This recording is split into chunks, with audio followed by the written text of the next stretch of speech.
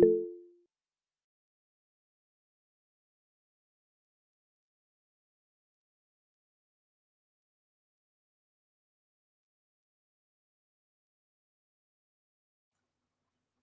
afternoon, everybody.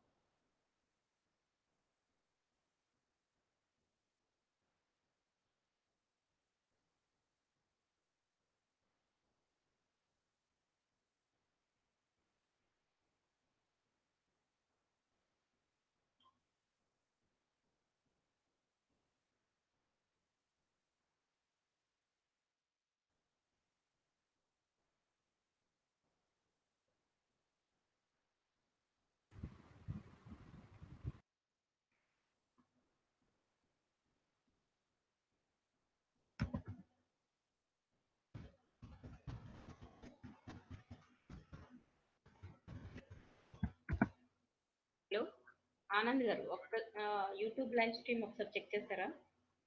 Ready? అంటే ఎగ్జాక్ట్గా 3 o'clock start చేద్దాం.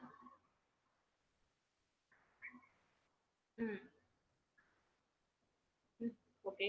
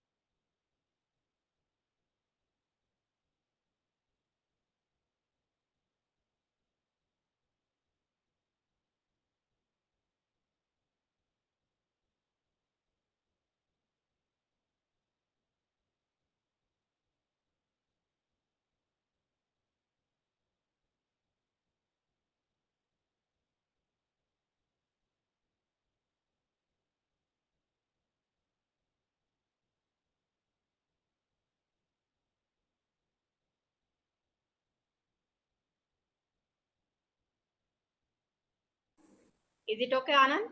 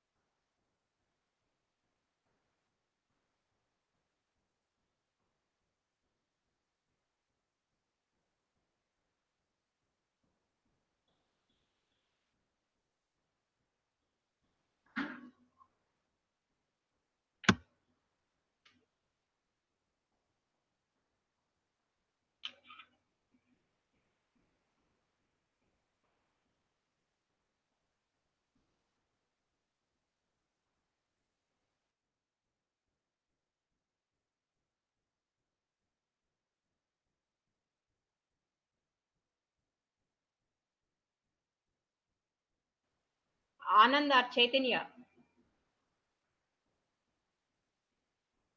Anand.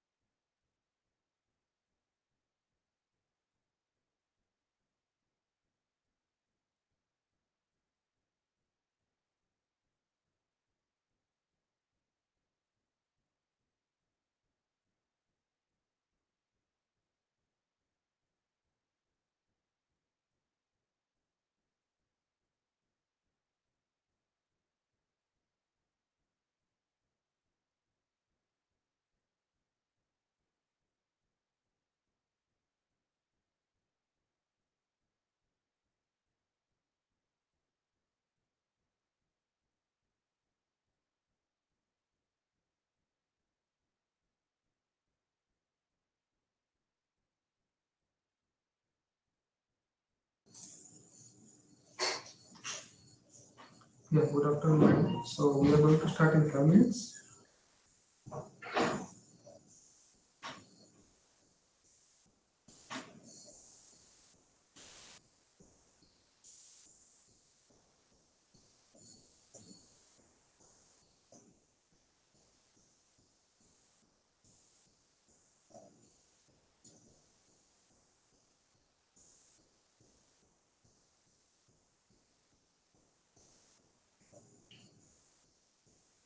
Good afternoon, Jasti Garu. Good afternoon, Andy. So we are going to start in 5 minutes. Yeah, YouTube live stream కొంచెం చేస్తే we'll start. It's a breakout in voice actually.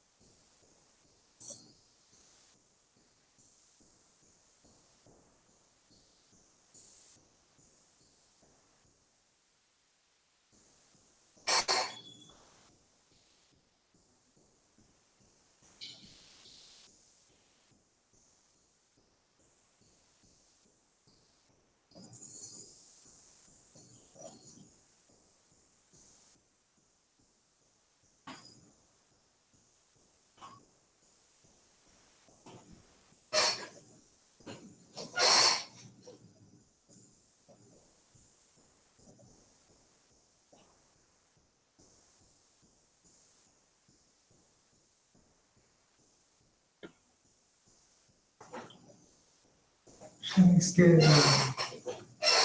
share screen? Yeah, no problem. No problem. You just go ahead. Okay, you start. Good afternoon, guys. Let us welcome our guest today. It's a pleasure for me to introduce the speaker, Dr. Jasti Sriranga Chaudhary. Is a scientist at the Indian Institute of Tropical Meteorology, India.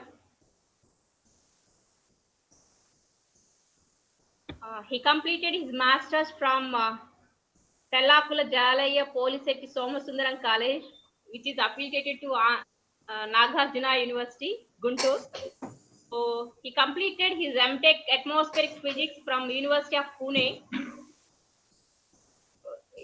Prior to joining IITM, he received a PhD degree in Atmospheric and Oceanic Sciences from Savitribai Pune University, IITM Pune, in 2007. Later, he went to the International Pacific Research Center, IPRSC, University of Hawaii, USA, as a postdoctoral fellow from 2008 to 2011. The primary work on is hello. Some disturbance is there. Its primary work is mainly on monsoon climate variability and physical oceanography. Dr. Jasti Chaudhary published more than 80 publications so far, and he contributed understanding of the teleconnection from tropical oceans to Indian summer monsoon. One of his best findings on the relevance of the decay phase of El Nino for the predictability, variability of the Western Pacific and Indian Oceans is one of the highly cited paper with the 350 citations. And he was the first to identify the existence of the westward propagating barrier layers and westward propagation of the warm temperature anomalies along the slope of the thermocline over the South Tropical Indian Ocean during ENSO and IOD events. These processes led to the change in the AC interaction over the Western Tropical Indian Ocean, which is a region crucial for the Indian summer monsoon prediction and the development of the MJO activity. He received a couple of best paper awards, and he participated in several conferences, and 2 PhDs are awarded under his able guidance. So today he's going to present a lecture on the Indo-Western Pacific summer climate variability and impacts on the Indian summer monsoon. My dear students are the participants. This is a very important topic in the present scenario. Even though we have acquired a very good knowledge on monsoon, but still there is a lot of things to explore to identify the connection between the monsoon transition system, planetary scale circulation, and its teleconnecting parameters. So hope this presentation will further add your current understanding of the monsoon. Let us welcome Dr. Jasti Chaudhary. Sir, Good afternoon to all, and thank you, ma'am, for a nice introduction. So, am I audible? some disturbance is, some echo is there, sir. Some echo is there. I don't know where we are getting. Mr. Anand or Chaitanya, can you please respond on this? Hello? It is clear for me, ma'am. Yes, it's okay now. Yeah, and is it visible? So, screen Yes. presentation. Yes. Yeah, okay. So, I'm going to start then. Yes. Yeah, thank you, ma'am, for a nice introduction. So today I'm going to talk about the Indo-Western Pacific climate variability and impacts on Indian summer monsoon. So it has been known for long that Indian summer monsoon variability is highly tied with ENSO, so especially developing phase of El Nino. But it is not just developing El Nino, so other phases of El Nino can actually influence the Indian summer monsoon. So let us see what is that. So here outlines of my talk are like I'll give some background on the Indo-Western Pacific ocean capacity effect and its influence on the Indian summer monsoon. We have discussion on that, and then I will also talk about the ENSO decay variations on Indian summer monsoon rainfall. and I will just touch upon the Pacific Japan pattern impact on Indian summer monsoon. So, of course, it is needless to say what is the importance of Indian monsoon. Here we know that it is very important for economy and ecosystems, and ISM contributes around 80% of total annual rainfall, and it affects like when you have floods or droughts, it has a huge impact on agriculture.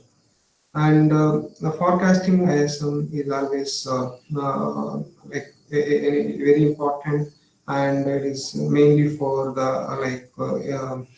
planning and improve food and drought safety programs, etc. So the dynamical prediction of Indian summer monsoon skill originates mainly from the fact that monsoon strength is tightly linked to teleconnections. So a number of climate modes that can influence the Indian summer monsoon on year-to-year variability. So a deep physical understanding of different climate modes and their interplay or interaction with ISMR is the foundation for improved predictions and projections. So globally, if you look at this interaction, so a myriad of large-scale atmospheric and oceanic coupled phenomena influence the spatio-temporal complexity. So we are not just talking about the all India mean summer monsoon rainfall. So here spatial patterns are very important. So though some of those drivers are coming from locally, like depressions and MJOs from Indian Ocean and Southern Oscillation, ENSO Southern El Nino Southern Oscillation, and Indian Ocean dipole, Indian Ocean warming. Eurasian snow can have impact on the monsoon, and on the decadal time scale, we have PDO, IPO, and AMO, etc. But when you come to the region of Indo-Western Pacific, we have most major components are like that can have a lot of variations that are due to ENSO like El Nino Southern Oscillation, and we have the Asian Australian monsoon that includes cross-equatorial flow of Indian summer monsoon and Western North Pacific circulation, and we have Indian Ocean dipole and Indian Ocean basin-wide warming can also influence the year-to-year variability of Indian summer monsoon. So these systems influence rainfall variability throughout the tropics, not just over the Indian monsoon region and even in subtropics. So understanding their behavior and interplay is critical for rainfall forecast. So here you can see a schematic diagram where number of drivers are placed. For example, year-to-year variability, whatever you see in yellow boxes, starting from canonical El Nino Modoki, El Nino decay and tropical mean ocean warming, Equino, Indian Ocean dipole, Atlantic Nino, snow cover, and PJ, Pacific Japan pattern, and IPOC mode, and South Asian high variations can influence the Indian summer monsoon, southern angular mode can influence the Indian summer monsoon rainfall, and subtropical deserts expand or contrast, whatever. So that changes even to albedo can influence the Indian summer monsoon rainfall. So there are the pathways are provided on the top of like those panels, and the blue is Jasti, uh, just small interruption. Sorry. yeah, yeah. Your voice is not properly audible. Okay, you Okay. just check the mic. Uh, It's not now clearly it's audible. now Yeah. now it is fine. Yes. Is it okay? So okay. Okay. So this is a schematic of monsoon drivers. Is it fine now? No, some disturbance is there. Some echo is there. Some echo is there. No, I don't have any. Okay, I will just unplug and plug it again.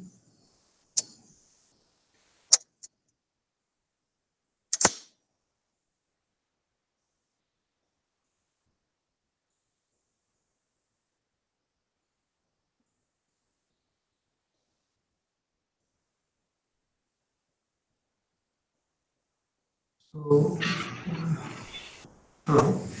Yeah. Yeah. Yeah, is it okay now? Yes, sir. Okay.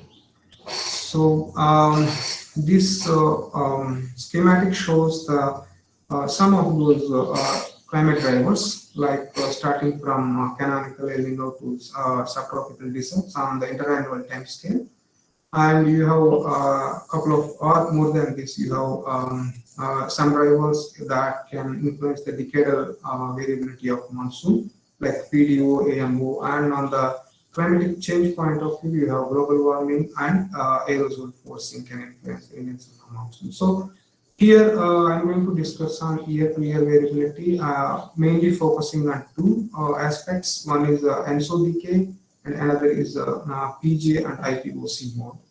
Um, in general, El Nino developing phase exhibits large impact on Indian summer monsoon rainfalls. That is very well known. So positive SST anomalies in the Central Pacific alters both descending and ascending branch of like Walker circulation, which is known to be a main driver, like connecting the El Nino to the Indian summer monsoon. And some studies suggested that convective activities over Northwest Pacific is an important component that bridges ENSO monsoon teleconnections. And so anomalous low-level circulation over the Western North Pacific that I will show you where exactly can influence the Indian summer monsoon during developing phase of El Nino. So when it comes to ENSO effect on the Indian summer monsoon, so it can be through the changes in atmospheric circulation over the not only tropical Indian Ocean but also from the Western North Pacific region. So apart from El Nino developing phase, that is very well known. So recent studies highlighted the impact of El Nino on El Nino decay on Indian summer monsoon through tropical Indian Ocean SST warming. So in general, if you see this plot where dashed line represents the autocorrelation of Nino 3.4, so you just take DJF or NDJ Nino 3.4, and you can correlate with Nino index for a 2-year time scale. So what you can see here is El Nino is developing around 4th month or 4th to 6th month. So that is developing phase of El Nino, and then just before the monsoon season. So you have El Nino developing in the just before the monsoon season, and hence there is a kind of significant anomalies in the Pacific that can influence the monsoon in developing phase.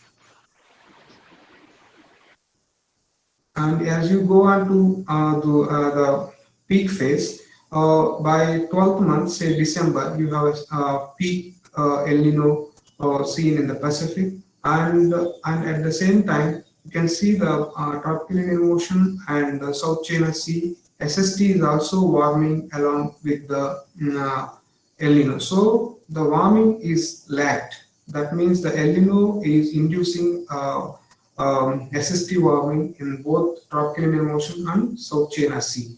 But when it comes to decay phase, when once El Nino start decaying, you can see that by next year, May or June, but tropical Indian Ocean warming is still persisting. You can see the shaded region where in the circle. So once ENSO is gone completely by mid of next summer, and that tropical Indian Ocean warming is still alive.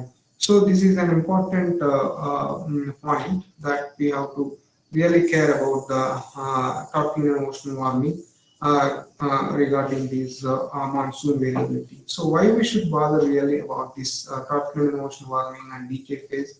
So here is a figure. You can see the first one is a EY of 1 of Indian summer monsoon rainfall, where you generally see like countrywide unipole, except in the northeastern parts. So you can say it is a dry anomalies.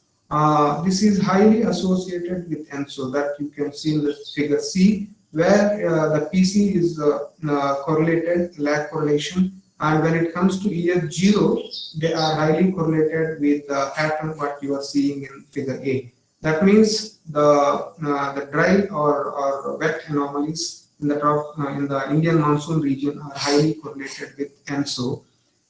And the second one when you see there is a dipole-like pattern in the EOF pattern of rainfall. So there can be opposite pole between monsoon trough, especially eastern parts of trough and southern Indian Ocean. And this pattern is highly correlated with North Indian Ocean warming that you can see the pink one peaking year 0. And the corresponding anomalies also we can see in figure F, where you can see Tropical Indian Ocean warming along with there is an anticyclonic circulation over the western North Pacific. So definitely Tropical Indian Ocean warming on the interannual time scale is important, not just on the climate change point of view. So when we start with El Nino peak phase, when you have strong El Nino, you do see warm anomalies in the eastern and central Pacific, where you expect to have a strong convection, and then then you have strong convection, you have an upward branch of Walker circulation there, and corresponding downward motion or substance is located over the maritime continent and tropical Indian Ocean. Where so because of this substance, the shortwave radiation can be high and it can warm the tropical Indian Ocean and along with ocean dynamics. So for long, actually, tropical Indian Ocean SST has been long been dismissed as a passive on the ground that rainfall decreases there at the peak. Actually, if you see in the DJF, generally rainfall is low over this particular region. But does the TIO remain passive in subsequent seasons? So that is an important question.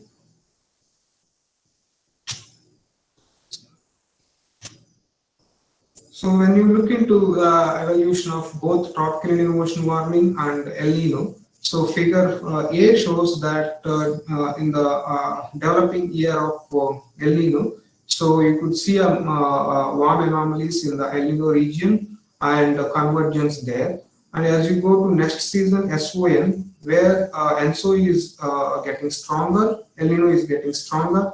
At the same time, Indian Ocean dipole is seen in the Indian Ocean, and as you go to peak phase of El Nino, that is in DJF, so El Nino related warming is very high and strong convergence is seen. At the same time, IOD is gone and you have basin-wide warming in the tropical Indian Ocean. So that warming is persisting till next summer. You can see clearly in the figure E. And but by the time of next summer, El Nino is gone. So now tropical Indian Ocean and Western North Pacific warming are apparent here.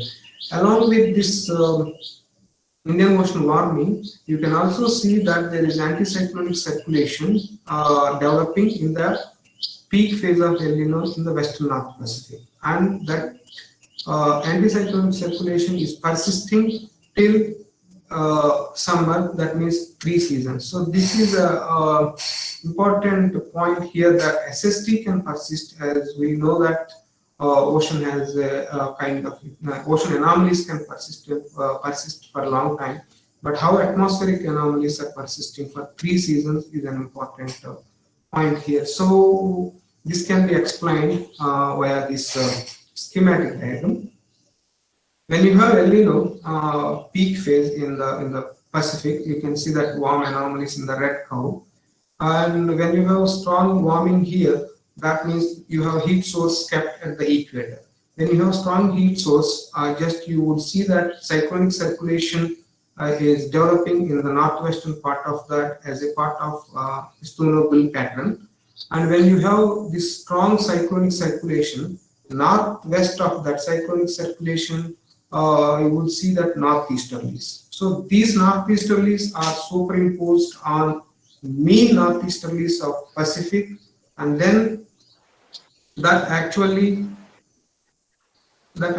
intensify the wind. So when the winds are very strong at this,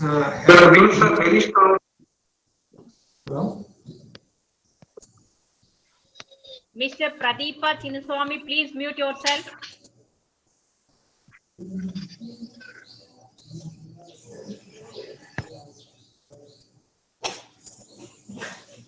Shall I continue? Okay. Yeah, so when you have strong northeasterlies here, mean northeasterlies are superimposed by anomalies, it would enhance the mean winds, and then you have latent heat flux release to the atmosphere is high, and you have strong cooling over the central parts, like just north central parts of the Pacific, and that cooling actually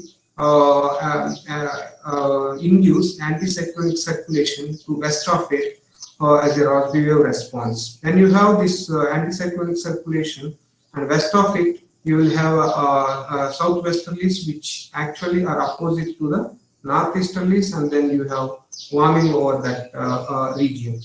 On the other hand, in the same during the peak phase of El Nino, you have strong subsidence over the maritime continent and eastern Indian Ocean that actually induce anomalous anticyclonic wind stress curve south of that. That wind stress curve can generate downwinding Rossby waves there. That can propagate to the west. So some disturbance. So propagate to the west in the subsequent seasons that we can see here. By MAM, the ENSO is getting weaker, but Northwest Pacific, Central Pacific cooling is strengthening. So the cooling alone can maintain the anticyclonic circulation for the Northwest Pacific, and these winds can even extend to tropical Indian Ocean. And as you have warming over the Southern Indian Ocean due to these Rossby waves, that can even converge there. So you can see she-shaped kind of winds here. And when it comes to JJA after ENSO, and you don't see cooling over the Pacific, so anticyclonic circulation is still seen here.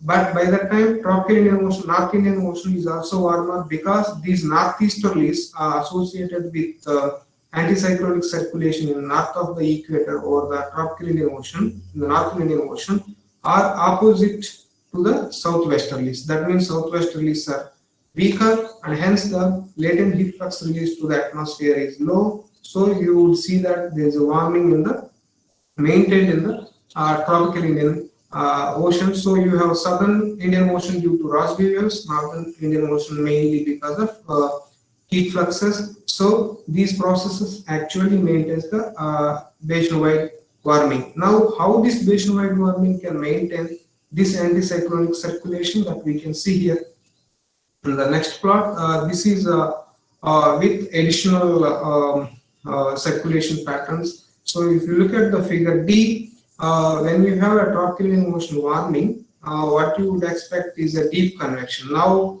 ENSO is gone, and so you have warming only over the tropical Indian Ocean. That means this tropical Indian Ocean anomalies are active, unlike in the peak phase of ENSO. So when you have deep convection due to this warming, you would see the tropospheric temperature is warming due to just a deep convection. When we have that latent heat flux released to the atmosphere is high, so you would see that there is a strong tropospheric temperature for the tropical Indian Ocean, and that at the equator can propagate as a Kelvin wave towards the Western Pacific. So once you see the Kelvin wave or the equatorial region, east of it you would expect a kind of strong easterlies. Those easterlies are stronger at the equator, and as you go away from the equator, they are weak. So you create a kind of anticyclonic curve, and so you can have a kind of anticyclonic circulation. So due to the Ekman divergence, so you would see that substance happening just above the PBL, and when you have that, there is a suppressed convection over the Northwest Pacific, and so this suppressed convection and circulation feedback can enhance the anticyclonic circulation. So in total, what you would see is tropical Indian Ocean warming in the subsequent summer can maintain the anticyclonic circulation without any Pacific anomalies through Kelvin wave Ekman divergence mechanism. And here what you would see another circulation is just north of this anticyclone is a cyclonic circulation, which is part of Pacific Japan pattern. So this coherent evolution of tropical Indian Ocean warming and Western North Pacific anticyclone and their variability is nothing but Indo-Western Pacific capacitor mode. So why we should call it as a capacitor mode? We can take a look at this schematic again. So once we start with ENSO, let us consider the ENSO as a battery in circuit. And once ENSO started its influence onto the Indian Ocean, so most of the time IOD develops in September. And then once IOD is gone by December, basin-wide warming due to ENSO. So here ENSO is charging the capacitor. And once ENSO is gone, so that means battery is discharged, but still basin-wide warming is persisting. And not only persisting, it is also maintaining the Western North Pacific anticyclone. That means when the charge, it is get discharged, battery is over, so capacitors start reacting. So this is how we can call it as a Indo-Western Pacific capacitor effect, where it's actually triggered by ENSO. So this is not just only related to the ENSO. Using coupled model experiments, Kosaka et al. Showed that this IPOC mode or PJ pattern can even evolve without El Nino. So, for example, this particular year, 2020 monsoon, I will show some slides on that. So overall, when you look at the in observations, the summer after El Nino, you would see that Indian Ocean is warmer and you have strong anticyclonic circulation over this region. So this anticyclone feedback positively to PIO warming by weakening the southwesterlies, and again this PIO warming can feed back to the Western North Pacific anticyclone. So there is a positive feedback and there is a interaction. So actually this is all triggered by ENSO but maintained by positive feedback between Western North Pacific and Indian Ocean as a interbasin interaction. And what exactly is the PJ? So here PJ is the Pacific Japan pattern, teleconnection pattern, is dominated pattern of interannual variability for the Western North Pacific and East Asian monsoons. And the PJ pattern features a dipole or tripole that you can see in 850 HPA vorticity anomalies in the Western North Pacific. You can see wave-like pattern with high, low, and high, low, etc. is from south to north, equator to subtropics, and which is clear in vorticity, and SLP corresponding to this vorticity. You can see SLP also showing that. And most importantly, when you have a strong PJ pattern in the Western Pacific, Western North Pacific, you would see it has strong impact on the air temperature. There are many studies saying that the heat waves are strong when you have PJ pattern on the East Asia. Also, you could see that there are rainfall anomalies strongly influenced, especially Japan gets flooded when you have a positive PJ pattern. And this PJ pattern can actually modulate your zonal as well as meridional circulation. For example, you see that average between 5 and 25. In the figure A, you can see there's red colors across the longitude. If you cut, what you see is a subsidence over the anticyclonic region and a kind of upward motion in the monsoon season, but it is south of southern Indian Ocean region, southern Indian region. And is the meridional circulation also highly influenced because anticyclone cyclonic circulation corresponding to that 10 to 20 you see a subsidence, and north of that you see upward motion somewhere in Japan, and then north of that again subsidence, but it's weak. So it can modulate both zonal circulation as well as the meridional circulation. So using coupled model experiment, as I mentioned, so in this particular paper, Kosaka et al. Used coupled model And you can see that observations in left right hand side figure A. So when you have ENSO and tropical indian ocean is warmer, and even it is reflected in a coupled model. But in the another experiment, what they have done, they have just removed the ENSO and prescribed the climatology there. So that is what you can see, no ENSO case here in the peak phase. So that means there is no ENSO in the model. But even then, you can see that figure F, where even then there is no ENSO. If you look at the variability of Indo-Western Pacific, you would see that warm anomalies, some of the some parts of the Indian Ocean, and cold anomalies in kind of Northwest Pacific. So, and apart from that, you can see the left-hand side, no ENSO, there is a kind of PJ pattern developing in the model. Even if you take climatological SSTs, just run your atmospheric model for 200 years, take the variance of 850 HPA vorticity in the Western North Pacific, what you get is a PJ pattern. That means this PJ pattern or IPOC can develop even without ENSO, and it is kind of due to the internal variability of the atmospheric dynamics. And here, how the IPOC can influence rainfall or the Indian monsoon is discussed. This IPOC impact on the East Asia and Western North Pacific is very well known. So here we have used some coupled model experiment to find out what is the contribution of tropical Indian Ocean and Western North Pacific anticyclone. So various data sets are used. So basically, we can get this IPOC pattern using SVD analysis. So we have to consider two variables. One is the 850 HPA vorticity over the Western North Pacific and tropical Indian Ocean. So when you consider two components and get your leading mode, what you would see is the IPOC pattern with warming in the tropical Indian Ocean and anticyclonic circulation and easterlies to the in the Bay of Bengal. And corresponding PC is in blue color, you can see in figure C. And when you correlate onto the Indian summer monsoon, what you would see is an opposite pattern with the Indo-Gangetic plain, especially eastern parts, getting a negative rainfall, and south of it, like southern peninsular India, has positive rainfall.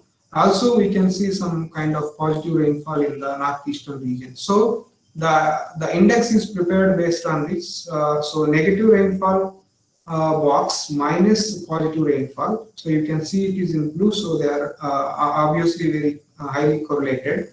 That means this IPOC can have impact on the Indian summer monsoon by inducing this kind of dipole pattern.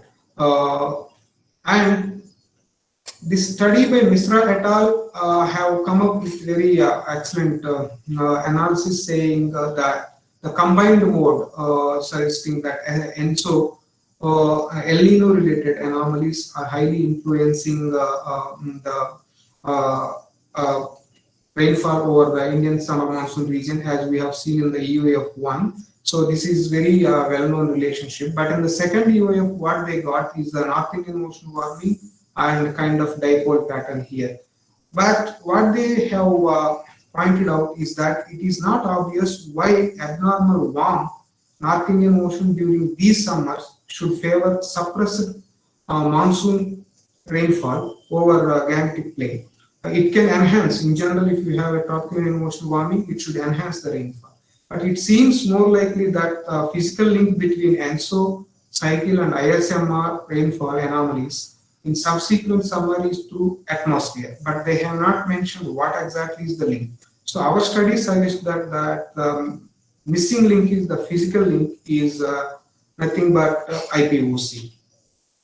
So how we get this tripole pattern? That is an important question. So you look at these figures again, regression of the SVD PC1 upon SLPs and tropospheric temperature in the first panel, and second panel moisture divergence and transport, and third panel is the velocity potential and 200 HPA velocity potential and divergent wave.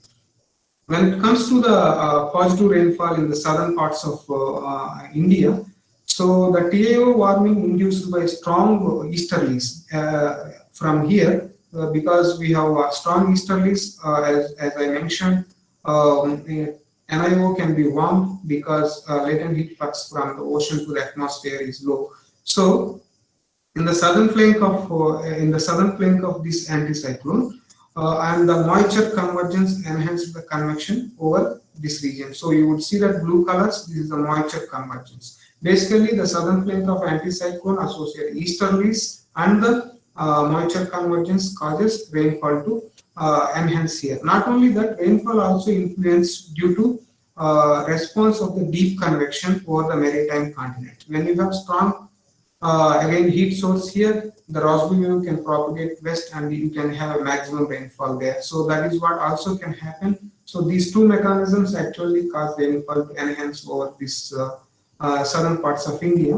And when we come to the monsoon trough and especially eastern parts, the anticyclone is part of like a PJ pattern that we know, and then that can actually excites a westward propagating cold Rossby wave, which is associated with the suppressed convection that you can see here, and moisture divergence over this region and dry moisture transport, these combinedly causing negative rainfall in eastern parts of this monsoon trough. And just north of that, you have positive rainfall. It is obviously due to the northern flank of this anticyclone converges there, and you get kind of tripole-like pattern. And that is also highly supported by large-scale circulation with upper level convergence, lower level divergence in the winds. So one might question even like there are weak monsoon winds, but why there is a positive rainfall in the southern parts of India? So despite a weak monsoon circulation, strong low level moisture transport and reduced moisture stability associated with Indian Ocean warming can increase rainfall over there. So just to say kind of application of this study, this year if you see is happening now. What you see is till 13th, like yesterday, we have well distributed rainfall in the mean. But when you see with respect to normal, when you take anomalies, what you would see is kind of what we discussed till now. So high rainfall in the southern parts of India, and negative rainfall. You can see the red colors are negative rainfall over the monsoon trough region. North of that, bit of positive. I don't want to say exactly going with the IPOC, but 90% pattern is going with the IPOC pattern. You can see the rightmost one. So this is a response of rainfall to IPOC mode. So here colors are exactly different, like opposite. Blue is negative and red is positive in our plot, and IMD it is red is negative and blue is positive. So I strongly feel that this year monsoon till now, at least JJA, is highly influenced by IPOC like pattern. That is what you can see here. We have run the CFS V2 with February ICs. Even then, just 4 months before, like 4-month lead forecast also shows that there is kind of anticyclonic circulation evolving over the western North Pacific and easterlies coming from there, and you have southern India getting better rainfall and slightly low in the monsoon trough region as you compare to south. So it shows that IPOC mode is predictable and its influence also predictable, at least in CFS in this particular year. And sorry, yeah. So when you go to next one, so this is we want to prove, like we want to show, we want to see how this western North Pacific anticyclone and tropical Indian Ocean are contributing, how much is contributing to this dipole mode. For that we have used CFS V2, and here CFS V2 is able to capture IPOC mode that you can see in SST as well as rainfall 850 HPA winds. With that we have we have used model to examine the impacts. So in experiment 1, what we did was that we have selected a year, that is 1990, because during 1990 there is no ENSO, so there is no Indian Ocean dipole, so it's a kind of normal year. And in the main initial conditions, we have prescribed cooling over the western North Pacific to generate anticyclonic circulation. So when anticyclonic circulation is only generated, what you can see in the model is a kind of low rainfall in the monsoon trough region and high rainfall in the northeastern parts. And when you prescribe only tropical Indian Ocean warming in the model, in the experiment 2, what you see is kind of high rainfall over the Western Ghats and other parts of India. When you consider both tropical Indian Ocean warming and Western North Pacific anticyclone, what you would see is kind of PJ pattern type rainfall pattern with enhanced rainfall in the south, slightly low in the middle, and again in the northeast there is a positive rainfall. So in this experiment, TIO warming contributes to the positive rainfall about 80% associated with the IPOC made over Western Ghats and the Arabian Sea. And low rainfall over the monsoon trough region and high rainfall over the Sundarban or even northeast regions are not represented only when TIO is considered, that you can see. But they are very well captured when we consider anticyclonic circulation. This tells you the story that how important is IPOC mode and what exactly the component that is influencing the spatial pattern of Indian monsoon rainfall. So all these things we put together in a schematic, and we can see here is the rainfall what is shown in the shaded region with very suppressed rainfall over the Western North Pacific continued to monsoon trough, eastern parts of the monsoon trough, and enhanced rainfall on either side. So when you have strong anticyclonic circulation including PJ pattern, that you will have easterlies there, and the cold Rossby waves can suppress the rainfall over the monsoon trough region. And the north of that enhanced convection due to the again deep convection maritime continent and convergence south of this anticyclonic easterlies.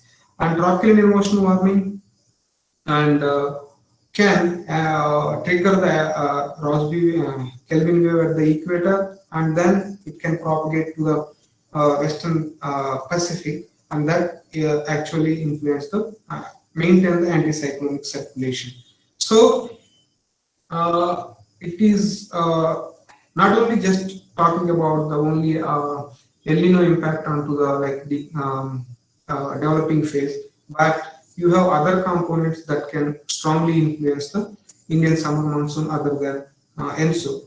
And here this IPOC mode teleconnections to the Indian summer monsoon also not stable with time, as we see El Nino monsoon teleconnections. For example, you see this picture 86 to 2014, when you have extracted the IPOC mode from there, the PC1 is again correlated with the rainfall. What you would see is kind of dipole, not tripole.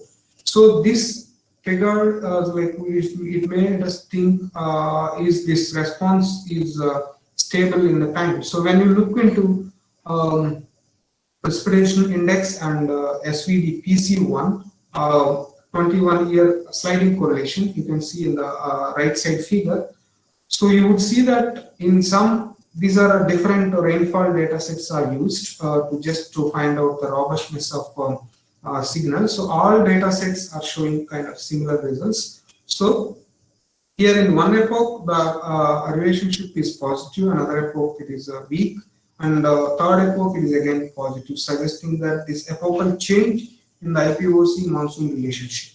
And why exactly it happened? So we have addressed that question here, and this is the epoch which is having a tripole-like pattern from 76 to 2007. If you extend to 2009, you will get the same results. So in this particular epoch, as I explained, moisture divergent and other mechanism responsible for maintaining this tripole-like pattern. In the second epoch, in the right side, you can see that there is kind of disturbed pattern in the rainfall over the Indian monsoon region with mostly negative rainfall. And associated IPOC, you would see that tropical Indian Ocean is warmer and anticyclone is slightly shifted towards northeast when compared to epoch 3. So, and associated with that, moisture divergence is seen most of the Indian subcontinent, and unlike in the epoch 3. Therefore, you would expect that negative rainfall over the Indian subcontinent. So, how these anomalies are triggered? Now, when you look into the lag correlation of PC with SSTs, so from DJF to JJA. So, in the first epoch and all three epochs, you would see that El Nino is strong in DJF. But as you come to the second epoch, in the MAM, what you would see that El Nino is slightly weakening in the first and last epochs, and but in the second epoch, it is not very prominent. When you go to JJA, so what you see in second epoch, Central Pacific, Central Equatorial Pacific SSTs are warmer compared to other two epochs, and it is not Eastern Equatorial Pacific. So when you plot anything with Nino 3.4, you would see that El Nino seems to be decaying, but when you plot Nino 4 region, what you would see that is persisting. So because of these anomalies, there is strong convergence, and the anticyclone is slightly moved eastward, and along with that you have a PDO kind of cooling in the Central Pacific, Central North Pacific. So these two anomalies actually disturb the IPOC pattern in second epoch. So this there is a decadal modulation or epochal modulation of IPOC impact onto the Indian summer monsoon. We looked into CMIP5 models to see these signals are robust in these models. So we have selected kind of 22 models, and out of that, those red colors are the models which are actually capturing IPOC mode very well. So these are the models which I have shown in the red colors. So you see in all these models, tropical Indian Ocean warming is seen, and anticyclonic circulation over the Northwest Pacific is also apparent. But there are some differences in the Eastern Pacific. Some shows cooling, some shows neutral, and some others shows kind of warming. So when you look at the teleconnections of this IPOC mode with Indian summer monsoon rainfall in these models, in observations, you could see that in figure A of right hand side, dipole pattern, but even first model shows no clear signals, and second model shows yes, there is kind of dipole. So here only a few models are able to represent the dipole pattern in rainfall, kind of last figure you can see, but most of them are not able to actually represent the dipole or represent the teleconnections between this IPOC and Indian summer monsoon. So when we consider only those models which are doing well, so we have composited them as a proper model. That means which have a better teleconnections indicating the dipole-like pattern in the monsoon rainfall associated with IPOC. So you would see that A and B shows the proper model ensemble mean, MM mean, multi-model ensemble, and right hand side what you see improper models. They have IPOC, but they can't represent the teleconnections to the tropical our Indian summer monsoon rainfall. Basically, this is because you have weak IPOC mode in improper models. So you could not see this kind of response to the Indian summer monsoon region. And though in the proper models, we just go on to look into interdecadal variations of IPOC and the Indian summer monsoon. What we would see, some models are able to show kind of this decadal modulations with strong relationship in some epochs, and other epochs it is quite weak. So this is all about the IPOC, but there is a extension of that. The IPOC can be highly depend on ENSO decay. So ENSO decay has a lot of variations. So like what you see here is that El Nino cycle for kind of 6 events from 58 to 2003. So what you see when there is El Nino developing, they are almost converging. So standard deviation among these events, what you see in the x-axis is the calendar month and y-axis is SST anomaly. This is the SST anomaly composite. I think each individual year, and the composite is in pink color, the mean. So standard deviation while developing phase, you could see that standard deviation is low. That means you won't see too much variations while developing the ENSO. But when you see peak phase, definitely there is a high variance or standard deviation. But high compared to in developing ENSO and in peak El Nino, what you see like SD is very high, standard deviation is very high in decay phase, suggesting that there is a lot of modulations in the decay phase of El Nino when you compare to the developing and peak phase. So it is always important to look at how these different decays are influencing Indian summer monsoon rainfall. So we have considered historical data and we have divided them into 3 categories. One is early decay. That means El Nino is decaying before like around spring and like it is translated to the La Nina in the Pacific. And in the mid-summer decay. So this kind of decays are happening within the like monsoon season. It can happen in July or it can happen in August. And third one is the no decay. So there is no decay. For example, your 14, 15. So and 86, 87, kind of that. So you have a bunch of those years in the historical data. When you consider them, what you would see here is that the red one is a early decay in observations of Nino 3.4. Nino 3.4. So before spring, that is going below 0. Anomalies are below 0. And when you see the mid decay, the anomalies are below 0 only within the like monsoon season.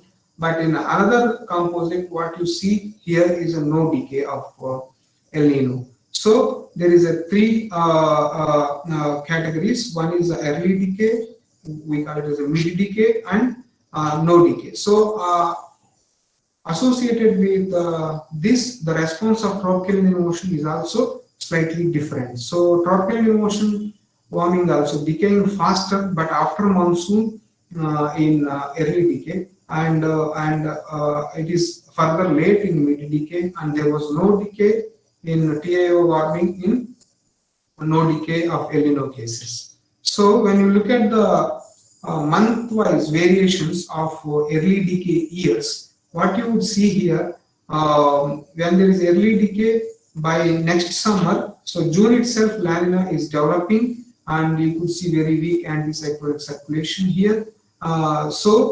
And tropical El Nino ocean warming also seen in the northern parts, but in the western parts you don't really see. So moisture availability is quite low, so obviously you would have kind of less precipitation. So this is what is seen in the June. So as you go on to the next month, the La Nina is developing, its influence is high, the strength of anticyclone is strong, so you would see a trough region is getting low, but other parts of Indian monsoon region is getting positive rainfall. So overall, if you see in the early decay, you would see a better monsoon rainfall over the Indian summer monsoon region. So these are the responses in both SLP and moisture, etc. And when you look at this, this is the changes in ISM, subseasonal rainfall, as we have discussed, highly related to large scale circulation. which is reflected in this 200 HPA velocity potential. You can see that. In response to La Nina during the early decay years, this upper level convergence is seen here in the Eastern Pacific, and divergence is seen in the Western Indian Ocean. So these divergent anomalies and whole system is just moving towards the east, as you carefully see. So this actually has a strong impact onto the monsoon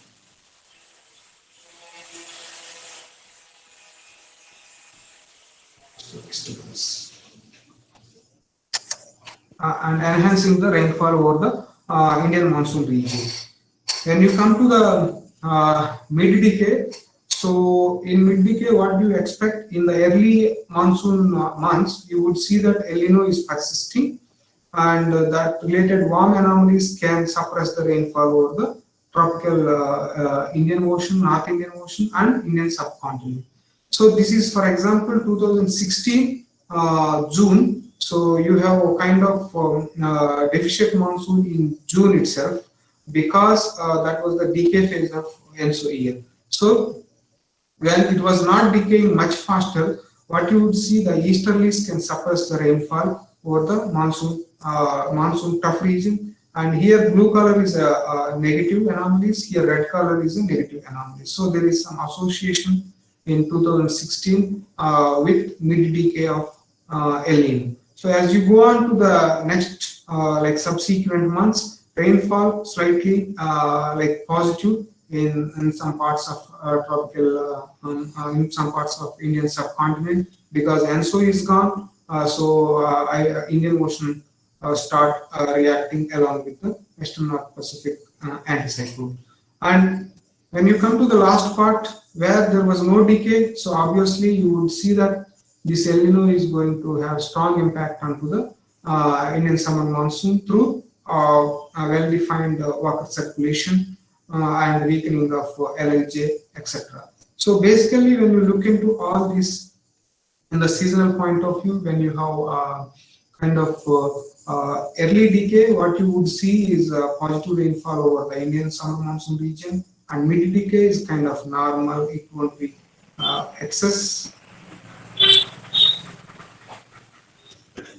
It won't be excess, but when it is the no decay, what you would see that there is a deficient Indian summer monsoon rainfall. So this clearly suggests you that decay phase of variations in decay itself can influence the Indian summer monsoon rainfall distributions. And this is a schematic that represent all these processes in a single diagram. So you see that La Nina developing ED cases, and it will have impact onto the positively onto the Indian summer monsoon. And mid decay, first 2 months you have an El Nino impact more, and after that you have TIO warming and Western North Pacific warming impact onto the monsoon. And as you go to no decay, TIO warming is almost passive, and El Nino is very active, and hence you have deficient Indian summer monsoon rainfall. So we looked at the same aspect in CV5 models, and what we see is all these models are able to capture very nicely the variations in a decay phase. So first, there are a number of models, and each model is individually analyzed, and each model composite is considered here. So black one is observed, and the red dots that represents MME, and others are individual models. So models are able to distinguish the La Nina, El Nino decays. So when you see the impact in the early decay, obviously what you would expect is the La Nina, and associated with rainfall is kind of positive in the Indian monsoon region, where you can see the observed one, figure A of right hand side, and all of those you can see some models are showing positive MEROC 5 and some other models. So, but some models like CAN ESM2 has kind of negative monsoon rainfall, even though there is El Nino. So there we can see that there is some circulation patterns are not well going with the observations. So there is large scale circulation response to the developing La Nina and Western North Pacific suppressed convection is not really clear in those models. But when it comes to mid-decade, so you would expect to have warming in the tropical Eastern Pacific. That is what we see in all models. And associated with this dipole pattern should be seen in the rainfall. But I think none of those models are able to show. I think only one or two models are able to show this dipole-like pattern in the rainfall in mid-decay case. When you come to last one, which is the no decay case, where you generally expect to have a negative rainfall over the Indian subcontinent. That is what happened in observations, and models are able to do a very good job, particularly in no decay case. That means the models are like skills of these models in representing the variability of Indian summer monsoon is highly dependent on ENSO. So this is not just on the seasonal time scale. I just show I think last few slides talking about the sub-seasonal variations impact of Northwest Pacific onto the Indian summer monsoon. For example, when you go to this 2016, this is a observed rainfall for JJA. You can see there is enhanced rainfall in July and a weak like negative rainfall in August. And green one is CMAP, like CMAP. There also we can see that there is a negative rainfall. But CFS model, what it showed was in the, like hindcast, it was like above normal rainfall throughout the year in all 4 months. So what was the problem in that model? So when we see the observations here in the left side, so it was a decay phase of El Nino 2016. So what we expect is anticyclonic circulation. That is what we have seen, and associated rainfall distribution also indicating a very nice pattern what we have discussed that we will see. And July slightly changing, and by August it should have increased the rainfall when compared to June and July, but it suddenly went off to the negative rainfall anomalies in August over the Indian summer monsoon region, most parts. So what we have seen is this is basically not because of Indian Ocean response, but it is highly related to the Western North Pacific convection. So in August, we have seen that these convective activities are so strong that could influence the Indian monsoon rainfall, in particularly in August. So this is all in observations, but when you come to the model, so particularly in the August panel C, you would see nothing in the Western North Pacific. So the rainfall is obviously positive as we expect in a decay phase of El Nino. What we did was just again, we have done experiment in a coupled model. First one is observed August rainfall of 2016. So you see blue colors where negative rainfall and a bit of positive rainfall in the trough region.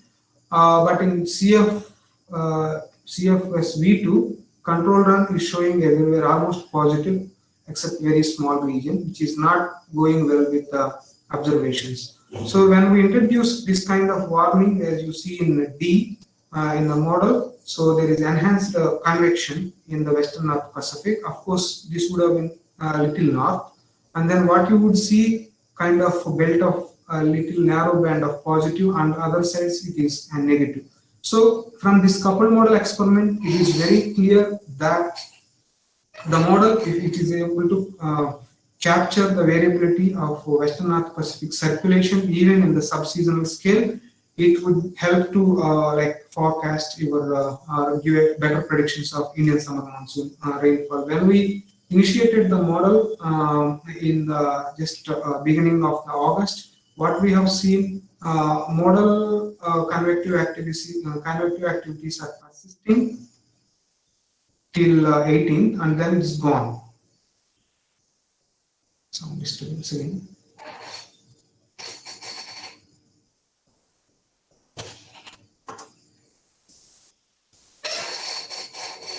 Shall I continue, madam? Sorry? Okay, Hello? shall I continue? Yeah, okay. Okay. No problem. Carry on. Yeah. In observations, what you see, the convective activities last for I think 3 weeks, but in the model it is just less than 2 weeks. So this is the reason why the forecast went wrong in the CFS B2. So what Wang et al. Suggested is that the monthly internal anticyclonic circulation changes can arise because of the ISO kind of things. So internal variability within the atmospheric circulation can even alter the anticyclonic strength. So that can influence the Indian summer monsoon rainfall. So just a slide I want to show on this PJ pattern. Just we have discussed the Western North Pacific impact onto the Indian summer monsoon. So even without tropical Indian Ocean influence, PJ pattern can develop, and that can again influence the Indian summer monsoon through the mechanism of suppressed convection in the subtropics and enhanced rainfall south of it through westward propagating Rossby waves. So overall, this study is like our few years of research definitely shows that the importance of IPOC mode onto the Indian summer monsoon rainfall, especially regional patterns. The best example is this year. And yeah, these are some references if someone wants to look into. Thank you. Thank you, Dr. Jasti Garu. There are some questions from the participants. Uh, from Gokul.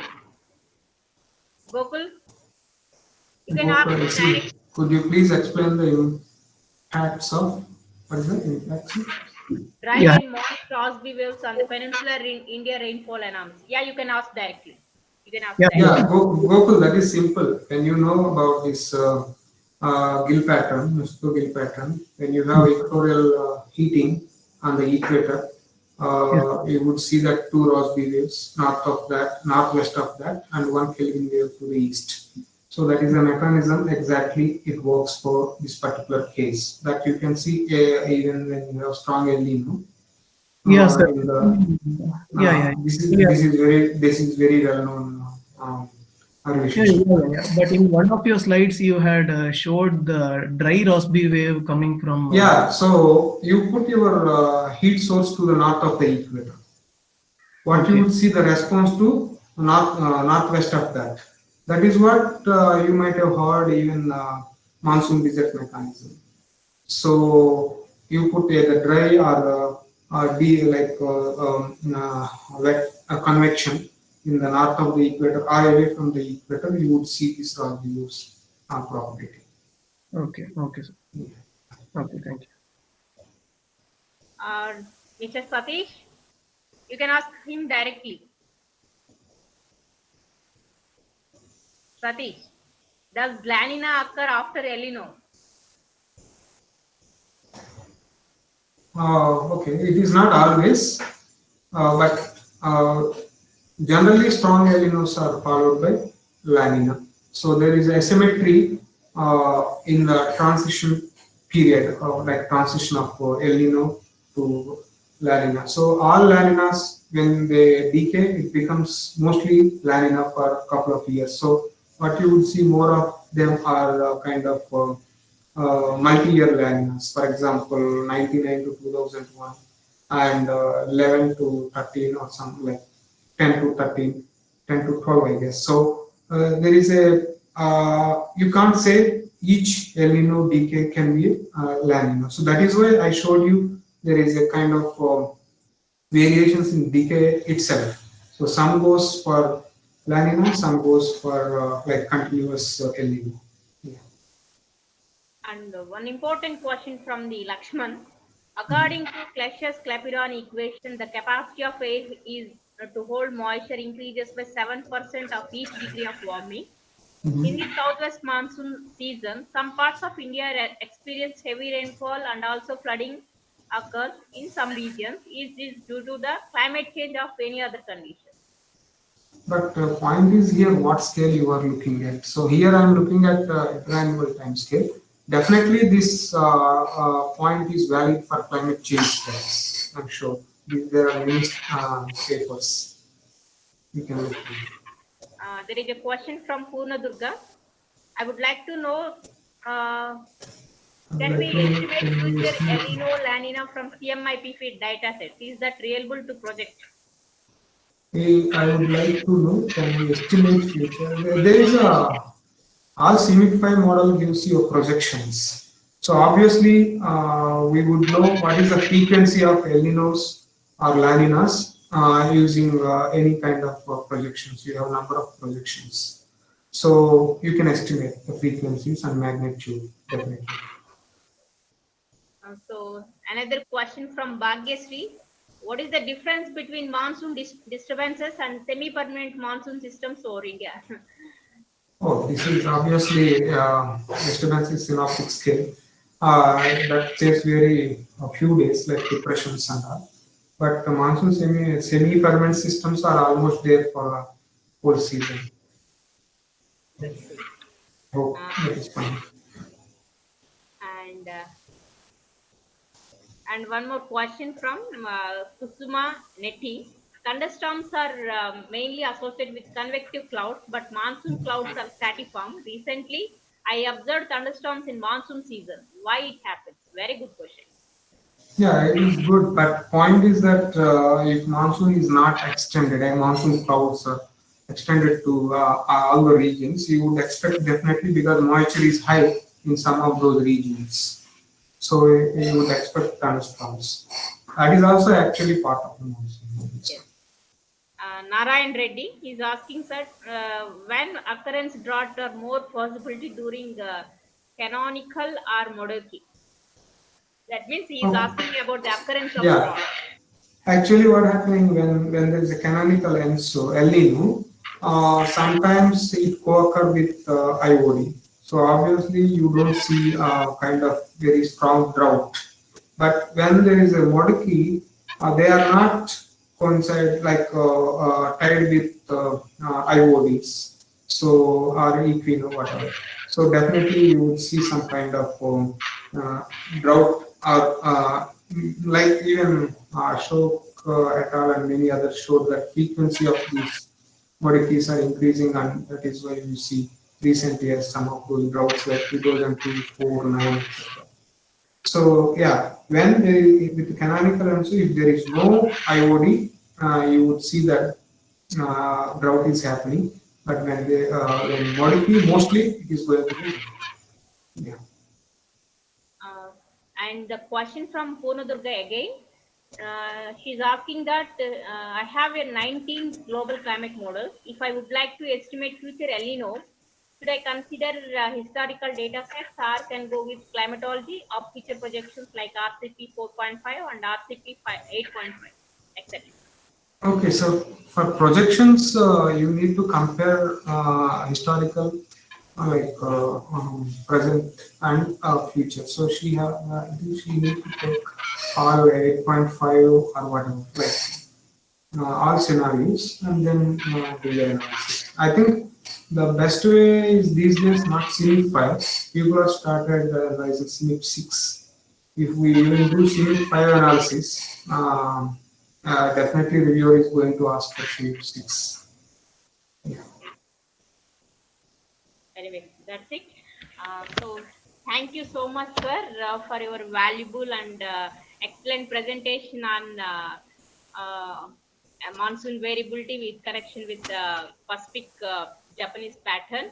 So really very much thankful to you on behalf of the participants. This is a very good topic in the present scenario. The people will get inspired by seeing you how the variability and all these things are really matters in predicting the Indian summer monsoon rainfall. So you are also one of the inspiration to our students. So thank you very much, sir. Keep going on good work. Thank you. Thank you, ma'am. Thank you very much for invitation, and it's my pleasure to you. Yeah, Uh, Dear guys, tomorrow is Independence Day. So don't think that it is a holiday for you. Tomorrow, Dr. V.S. Naidu is going to present you, and afternoon there is a tutorial by Dr.